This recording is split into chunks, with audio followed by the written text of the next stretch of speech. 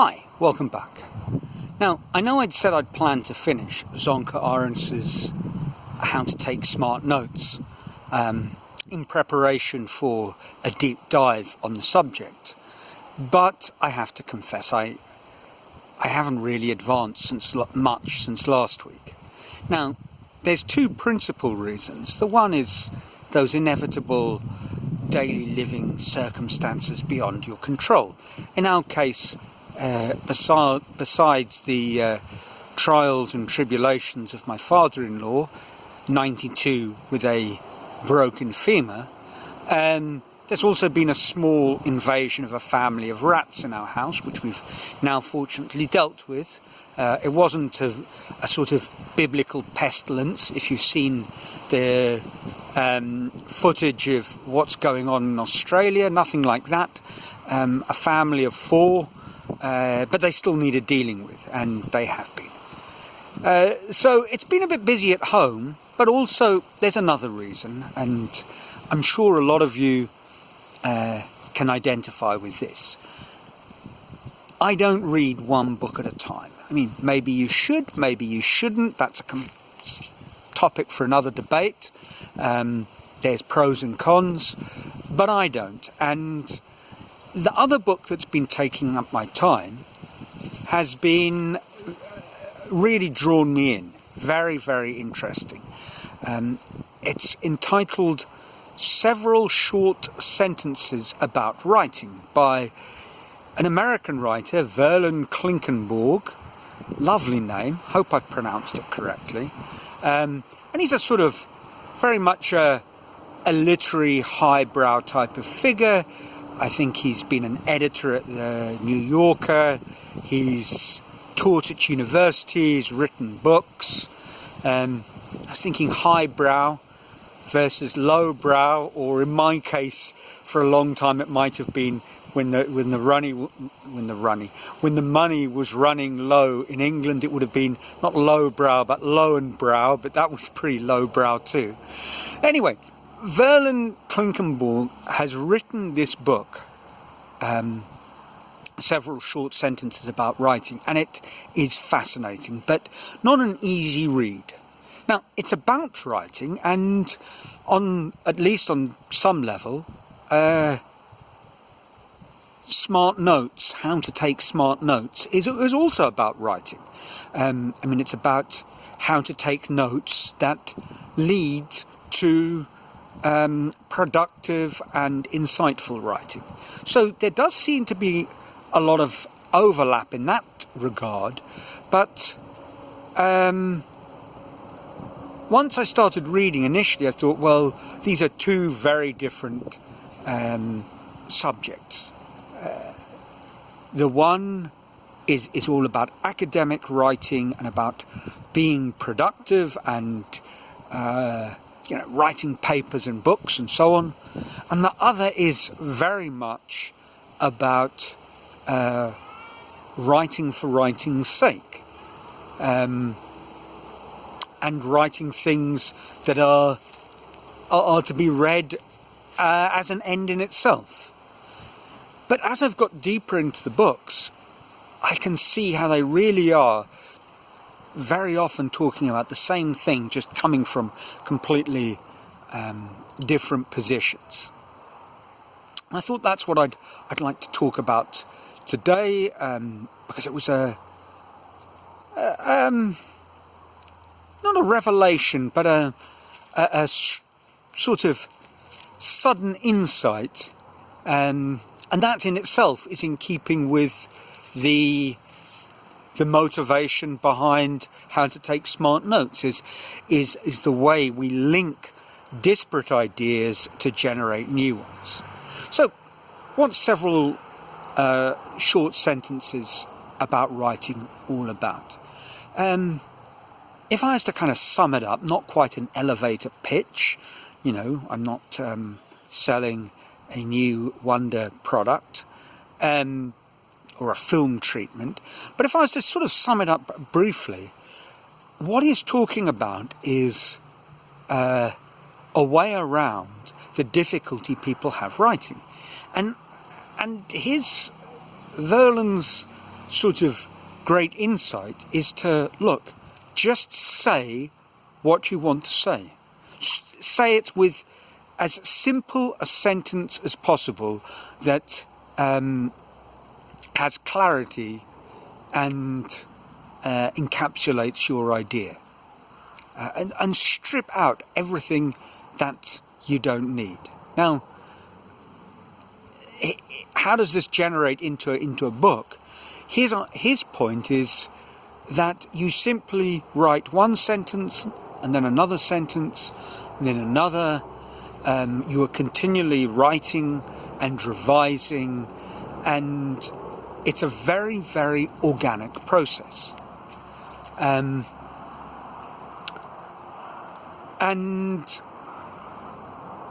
what you're not doing, and this is, I think, the first a powerful overlap with how to take smart notes. What you're not doing is beginning from the point of a plan. There's a wonderful Tom Waits lyric, which goes something like, "Man plans, God laughs." I've probably quoted it before. My late friend Mike loved that one. We're both Tom Waits fans, and that's a cracking quote. So, if you write a plan, you are simply it's almost an act of hubris. Or alternatively, and Klinkenborg talks about this, you are writing with the objective of generating meaning, and meaning that you've already decided upon before you embarked on the writing.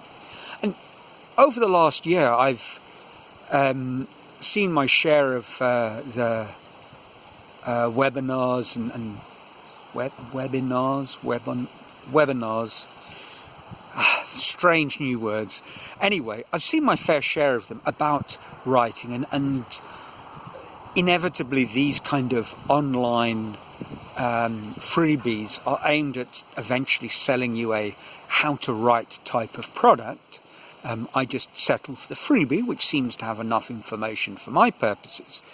And what they're talking about is writing with the following couple of background perspectives in mind. The first is that don't think you're going to write a New York Times bestseller, because the odds are massively stacked against you. Rather think that you're going to produce something that lends credibility and shares your knowledge with the world, a sort of act of generosity that can be leveraged. And that's wonderful, and I see the merits in all of that. But very much what many of these people are talking about when they talk about learning how to write non-fiction is where you have a message that you want to deliver. Because, for example, you've spent years teaching people how to do massage therapy, and now you want to share your knowledge. So essentially, especially in these kind of COVID times where in-person experiences are difficult, delivering online courses and producing written material that backs it up seems to be a good way forward. So you already know what you want to say before you start saying it. And what you're not trying to do is write a work of literature. You're trying to write something that people want to read and enjoy reading, and serves a purpose for them and delivers ideas.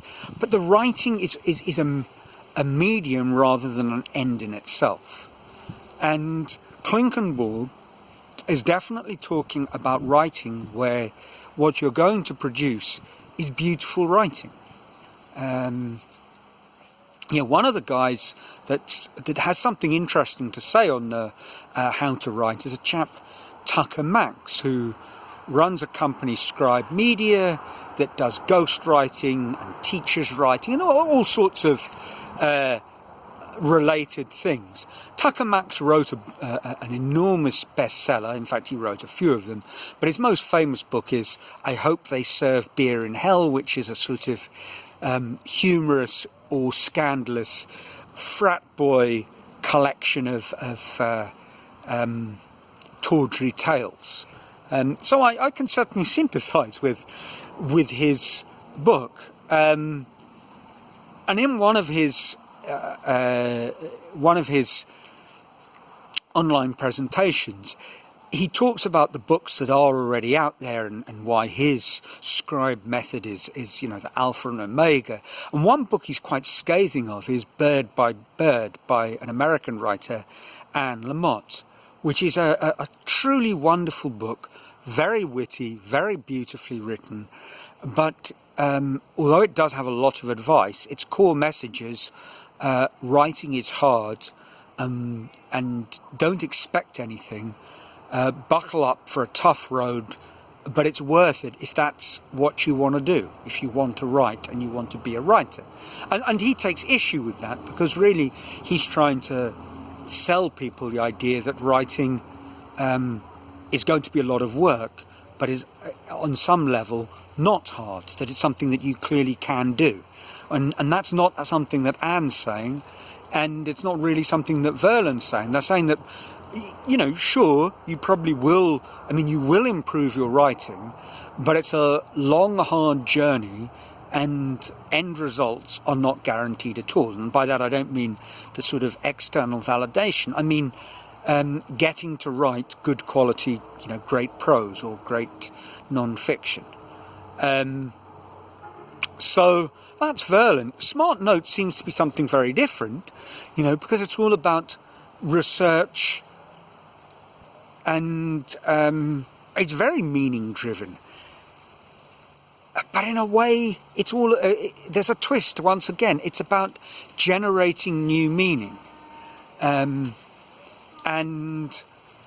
just as several sentences about writing talks about writing short sentences, the note-taking approach suggested by Zonky Arendts, based on Nicholas Luhmann's Zettelkasten Method, is all about one idea per card in as few words as possible.